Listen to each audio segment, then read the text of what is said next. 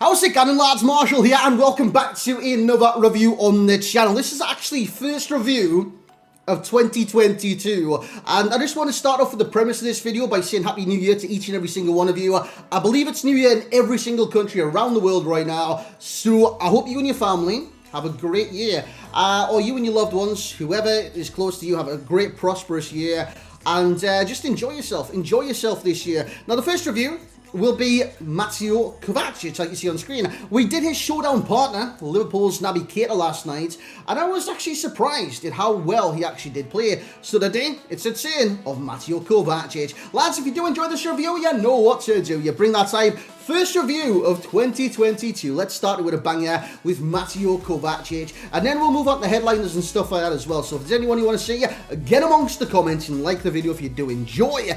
Now, Kovacic, he's got high work rates, so as opposed to Naby Keita, who's got medium, this guy's a little bit more active and a little bit all over the pitch and the place and stuff like that. So he's up, he's down, he's all around, he covers a lot of ground within the box-to-box role. 4-star.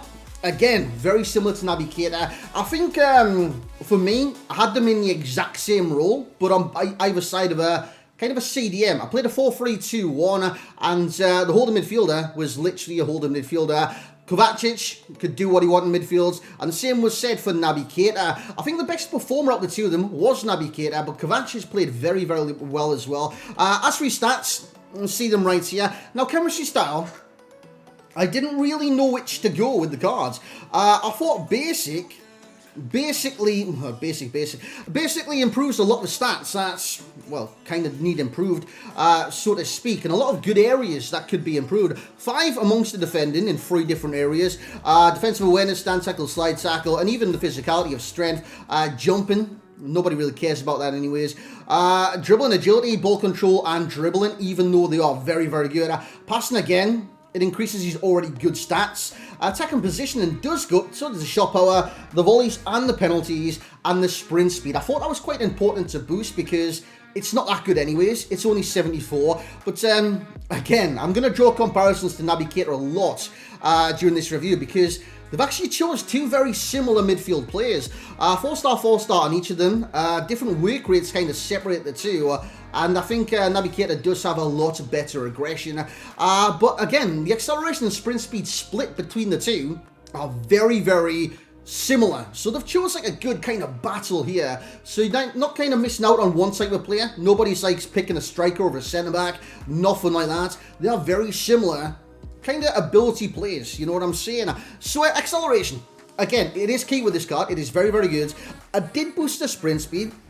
By the way, I scored a sensational strike, which I do believe you would have seen that over review as well, where he did volley into the back of the net. It was a great finish by Kovacic, and of course, that will be featured in this review. His dribbling is sensational in a lot of different categories. By the way, if I do keep looking over there, it's Manchester City versus Arsenal City right now, and Saka has given Arsenal the lead. As we move on to player traits, you do see the flair trait there in its glorious kind of presence. I think that's the best that he could have done with Kovacic, and like I did say, the 2 similar players, I believe Naby Keita also had the flair trait, which he does, and he's got the injury-prone trait as well. But lads, let's jump in the gameplay for Kovacic. Save his worth 105 to 110 on the PlayStation and Xbox. So here we go, lads, into the gameplay. You're going to see Kovacic straight away from the off, a bag of goal. Now, he does receive the ball here from Naby Keita, and he turns and he passes it back into that midfield. I think when you get in danger with either Kovacic or Naby Keita, try that. Ball roll away from the player,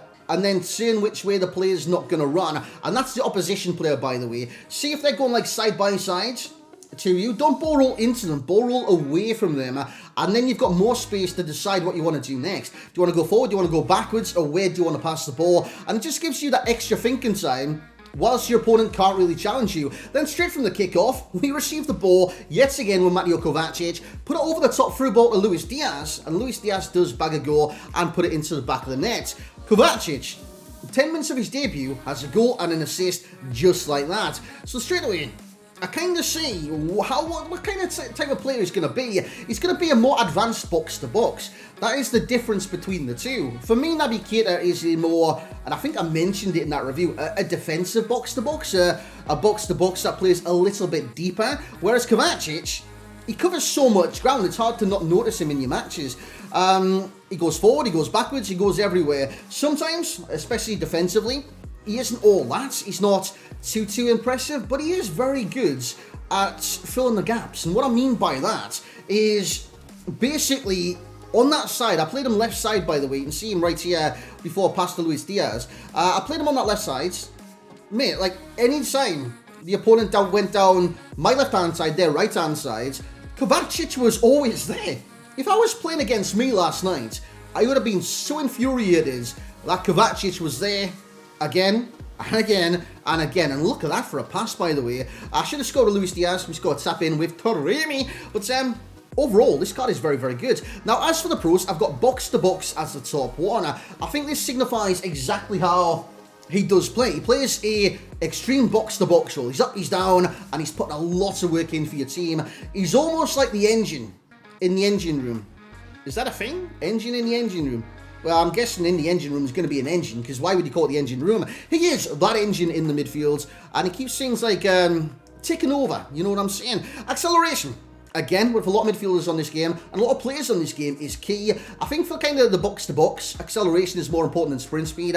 Sprint speed, for me, you only really need in a straight race. So say if I did a 1-2 there, right, held the ball up, and put Kovacic in behind the defence, that is when he would be found out with his sprint speed. So top speed will be amongst the cons, because it does limit the card in that kind of category. So you can see it like that. By the way, finishes isn't that great. I had a lot of strikes with Kovacic, a lot that didn't go in. This was actually the closest from range, by the way. Fantastic save by the keeper. Other pros, his passing, his dribbling, and the 4-star combo. With that being said, let's get the summary from Mateo Kovacic. So there we have it, lads. That was Mateo Kovacic. Now, you do just see the team I'm rocking right now. It doesn't feature in this team, because I was trying out Acuna and Carrasco late last night. I think I'm going to try that team out again, just to see those players. Again, if you want any headliners reviewed or anything like that, please let me know, and I'll get around to it as well. Mateo Kovacic, he did well in the games that he played, man. Goal and assist, and that came in the first 10 minutes. So you might be saying to yourself,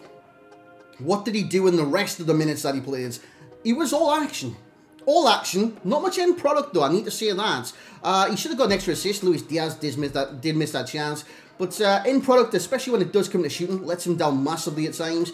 I know if you compare him to Naby Keita, very, very similar. The difference between the two is Kovacic will get into those shooting areas more than a Naby Keita, and that is simply because of the work rates. And like I did mention, and I actually think you can actually still see it as well, my outside midfielders, which Kovacic was here, and I forgot the other, Keita, he was in that position, right? So you look at that, and you look at the instructions, boys. The exact same. Cover centre, cover centre. That was literally it. And they had the freedom to do whatever they wanted. And I did notice that Kovacic was getting into the areas where he could have shots more often than others. They're similar players. They are very similar players. Even statistical layouts, right? Passing is a lot better with Kovacic statistically. But you compare the two, they are quite similar in a lot of different aspects of their game. Pace, similar. Shooting, similar. They're both not that great at shooting. Passing, better for Kovacic. Dribbling's better for Kovacic, but they are very similar in the dribbling. Keita has more defensively about him. That kind of goes against Kovacic, right? Because Keita is a more defensive box-to-box, so he needs the tackle, needs the aggression, and he needs to get his foot in there like swimwear and intercept. Whereas Kovacic, he kind of needs the shooting that Keita's got. I think if I was to choose one of these cards, Keita or Kovacic, it would be Naby Keita. And that's not because I think Liverpool will win the game, or Chelsea will win the game, or be cancelled, or be draw, or whatever. I just think the better player now is Naby Keita. Whereas Kovacic is a fantastic player. He does really good things in game. Naby Keita is more effective, and Naby Keita has the stats in the areas that he needs more than a 64 finishing Mateo Kovacic, but his passing is tremendous. I would say the overall rating for Kovacic will be an 8.2. I like what he had to offer, but he, again, similar to Naby Keita, needs the +2. I fully believe. Whereas, you know when it was Barcelona versus Bayern Munich, we had Sule, he actually got the +2 in the end. Against Gerard Piqué. I said Piqué didn't need the upgrades. I'm still sticking by that. Piqué is still a sensational centre-back. Whereas Sule needed the upgrades. And again, I defend that as well, because since that upgrade, Sule is sensational in this game. So, yeah, I truly believe both of these need the upgrades, and whichever one does get the upgrades, you'll see in more teams. Otherwise, you're not going to see either of these cards in teams, because there's already players in the Premier League within that position that is way better. One player that could cover both of their positions is Etebo, and he's literally right there on my bench as well. So yeah, overall rating for myself will be an 8.2 in the first review of 2022. The value for coins, similar again with the showdown cards. You're paying for the future, you know what I'm saying? If they're gonna win, the prospect of getting a +2 adds to their price basically. If this 87 was on the market with the stats that he currently has, I'd say he's like 60,000 coins, if not less. I know his overall rating's 87. Doesn't play like that overall rating, nor does Navigator. But you're paying for the potential upgrades and the potential increase in stats. And I think that's what you've got to look at with these cards, especially when it does come down to price. And value for coins, he does get an 8.3 as well. And as for the enjoyments, I mean, his end product kind of lacks. And that does go against the card. So for me, myself, I said myself again twice. The enjoyment will be an 8.0 from myself. But guys, that's going to be it for the review today of Mateo Kovacic. Now, like I did say, brand new promo out last night. We got the likes of these boys, Acuna, we got Carrasco. We've got loads that came out last night, including like a 6 million coin Mbappe. No, you review them. Lads, if you do want to see any reviews on the channel, please let me know in the comments. This was Mateo Kovacic. Hope you had a great start to 2022. Once again, Happy New Year to each and every single one of you. We're going to smash it this year, boys. We're going to smash it. Not like literally. I'm not going to smash my monitors or anything like that. But, yeah, it might be figuratively. Mentally? Literally? I've got no idea. Lads, we're just going to smash it. Happy New Year. We'll catch you in the next one.